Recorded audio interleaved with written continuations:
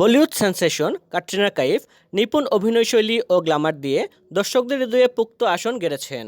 তার নাচ অ্যাপ্রোচ চরিত্রের সঙ্গে মিশে যাওয়ায় প্রশংসা সর্বত্র। চরিত্রের সঙ্গে নিজেকে খাপ খাইয়ে নিতে অনেক পরিশ্রম করেন ক্যাটরিনা। এ কারণে বিভিন্ন সিনেমায় তার ভিন্ন ভিন্ন চরিত্র বেশ সাড়া জাগিয়েছে। একটি সিনেমায় অভিনয় করতে গিয়ে 100 ঘন্টা সিনেমা দেখেছেন ক্যাটরিনা কাইফ। সেই সিনেমাটি হচ্ছে জাগ্গা জাসুস। এতে সাংবাদিক চরিত্রে অভিনয় করেছিলেন তিনি।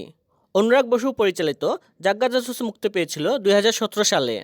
বক্স অফিসে তেমন কোনো সাড়া ফেলতে না পারলেও রণবীর কাপুরের বিপরীতে চশমাধারী ক্যাটরিনা কাইফের রসায়ন বক্স অফিসে তেমন কোনো সাড়া ফেলতে না পারলেও রণবীর কাপুরের বিপরীতে চশমাধারী ক্যাটরিনা কাইফের রসায়ন বেশ সাড়া জাগিয়েছিল। ভারতের বিনোদনভিত্তিক গণমাধ্যম পিঙ্কভিলা জানিয়েছে, ক্যাটরিনা যখন জাগ্গা জাসুসের ভূমিকায় প্রস্তুতি নিচ্ছিলেন তখন তিনি বেশ পরিশ্রম করেছিলেন। কিছু বিখ্যাত সিনেমা যেসব গল্পে সাংবাদিকতার অনুষঙ্গ আছে সেসব দেখেছেন তিনি। প্রায় 100 ঘন্টার ভিডিও দেখে সাংবাদিকতার ভূমিকা রীতিমতো রপ্ত করে ফেলেছিলেন এই অভিনেত্রী।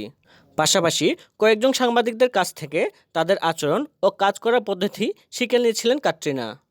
সাংবাদিকরা কীভাবে ঘটনার বিবরণ লেখেন, কীভাবে উপস্থাপনা করেন, সবই জেনে নেন তিনি। চরিত্রটি ধারণ করা নেপথ্যের পরিশ্রম নিয়ে ক্যাটরিনা বলেন, নায়িকা হওয়ার মজাই হলো বিভিন্ন চরিত্রের বাস্তবতা উপভোগ করতে পারা। প্রতি চরিত্রের নিজস্ব রেখাচিত্র থাকে। ভীষণ চ্যালেঞ্জের কাজ এটি। তখন দীর্ঘদিন সাংবাদিকতার ভূমিকায় অভিনয় করতে গিয়ে একসময় নিজেকে সাংবাদিকও ভাবতে শুরু করেন এই অভিনেত্রী। এদিকে এখন ব্যস্ত সময় পার করছেন ক্যাটরিনা। বিয়ের পর বেশ কয়েকটি সিনেমা হাতে নিয়েছেন তিনি। 39 বছর বয়সী ক্যাটরিনাকে এখন দেখা যাবে ফুন ভূতে। সিদ্ধার্থ চতুর্বেদী ও ঈশান খট্টর রয়েছেন এ সিনেমায়।